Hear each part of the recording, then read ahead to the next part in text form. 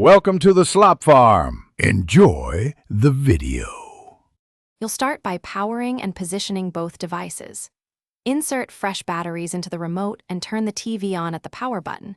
This ensures the TV can receive signals. Once done, note the TV's input label and model. These matter for pairing modes.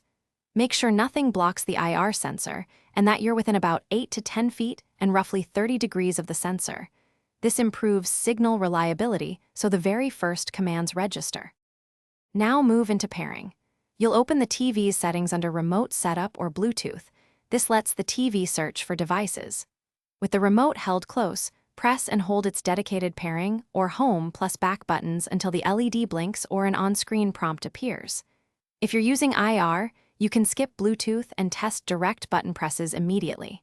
For Bluetooth remotes, choose the remote name on the TV's device list, then confirm the code if prompted. This completes the handshake. Finish by verifying functionality.